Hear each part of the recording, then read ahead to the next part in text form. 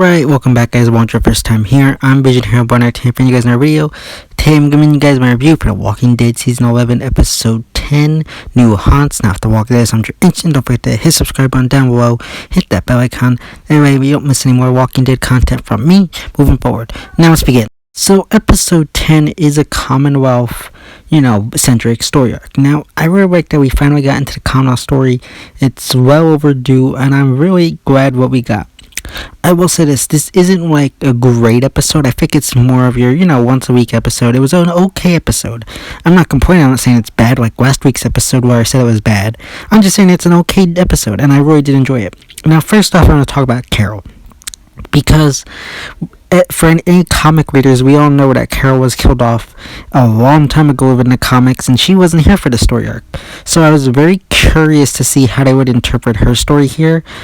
And I really liked what they're doing here of her character, working Lance to help get Ezekiel pushed up to the list to get his surgery.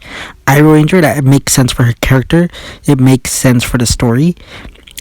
So I like that. It would make sense for her character, and I'm very interested to see her relationship with Lance over time. I'm curious to see how that plays out with the characters, just due to the fact that with Lance, how he behaves in the comics, and with Carol's personality, how will that dynamic go?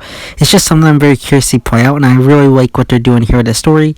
Going off of that with Ezekiel's story, there wasn't very much there. I like how at the end you had that thing between the two of them of Henry.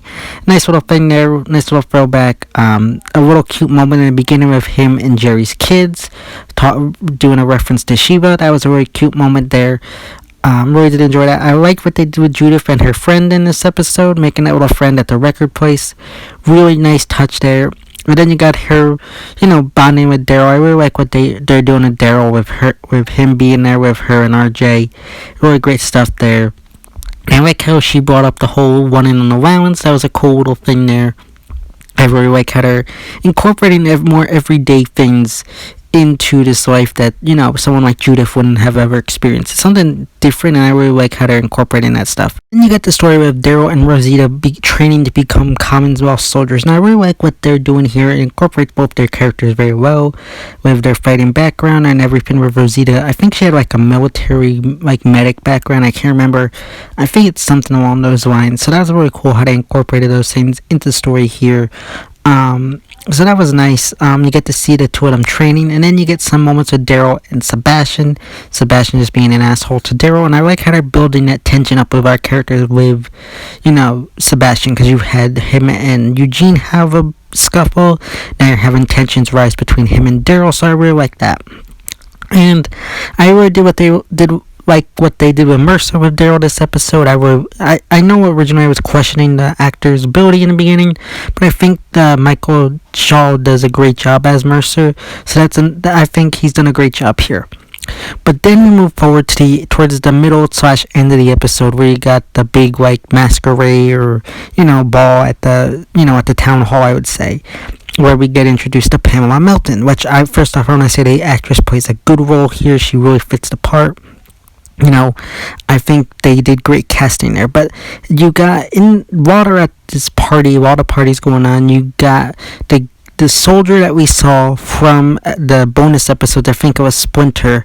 He shows up in this episode. Now, I like that to an extent because it always somewhat gives more relevance to that episode. I'm probably still never going to go rewatch that episode, but I think it just at least does add some kind of connective tissue and relevance to the episode, even though it's an episode I'll probably never watch again.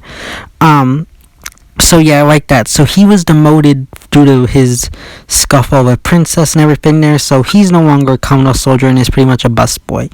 Now, at this, ball or dance, whatever you want to call it, he ends up taking Stephanie hostage, the real Stephanie, not the one that Eugene has been hanging out with. And, he threatens to kill her, talk to Pamela. And this begins the beginning of the whole resisting Hanwha story. So you got that moment, you got him, eventually escapes after, holding her at knife point, and, he runs off. Now you got Daryl who goes off and with everybody else to hunt him.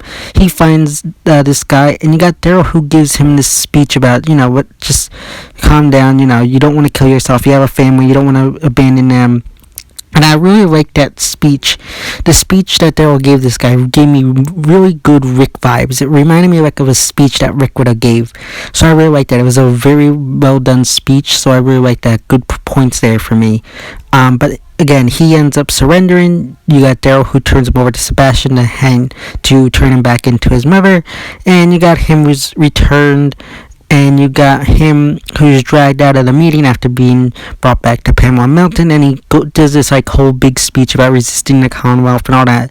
Now, this is an area where I'm kind of frustrated at, because I think they could have done this better, because I feel like it was just him, just giving a speech as he's being dragged out. I think it should have been more, have more energy to it, have more, don't just talk, it felt like he was more just talking about it, where he should have been trying to resist more, trying to be scream, and and they have to like restrain him. I feel like they should have done that. It kind of fell flat for me. I didn't really like how they did that.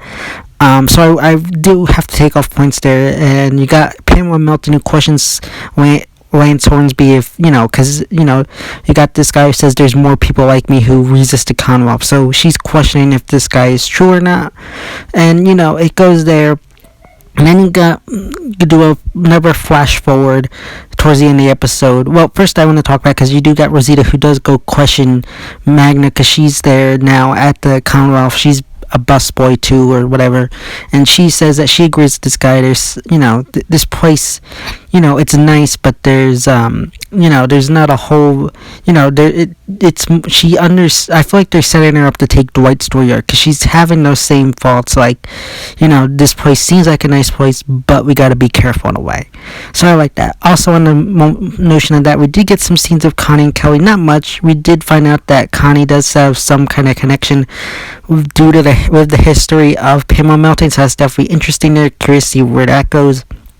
But like I said, we do a time jump at the end of the episode. You got Daryl, who's now fully, in the Commonwealth armor. You got Judith, who now, they've kind of assimilated to the Commonwealth, and you got Daryl, who's now a soldier. And you kind of end this story, the episode, with him and I think Rosita. I think it's the two of them who barge into this person's house and are ransacking the house looking for something. And I couldn't really see it, but I think they found resist the Commonwealth stuff. So I think this is like them trying to weed out more of the people that are, on the side of this guy. So I'm very curious to see what goes on there. Again, I really like what they're doing here with the Commonwealth story. Great casting for Pamela Milton. I just feel like there are a few things here and there that definitely weighed down this episode, but I do think it was a decent to okay episode. If I had to give this episode a grade, I'd probably give it an 8.5 out of 10. Definitely a solid episode. Just a few things here and there, like the, guy giving the resist the Conwell speech, just felt a little bit weak and flat. But like I said, overall, I thought it was a solid episode. 8.5 out of 10 for this week's episode. Definitely, like I said, solid episode. Really excited to see what else they can do with the Conwell story as we get deeper into part 2 of season 11.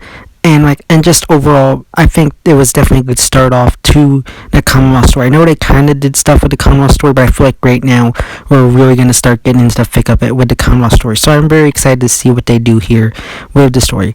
But let me know your opinions about this episode of The Walking Dead. Let me know if you liked it. What was your favorite thing? Let me know all that good stuff in the comments section down below. So yeah, guys, those are my thoughts, opinions regarding The Walking Dead Season 11, Episode 10, New Haunts. As always, if you like this video, don't forget to give it a big thumbs up and share. Don't forget to hit subscribe button down below. Hit that bell icon there to miss more Walking Dead content from me moving forward. And go follow me on Instagram and Twitter, which are linked in the best section of my YouTube channel. As always, been Vision Hero Entertainment, and I'll see you next time.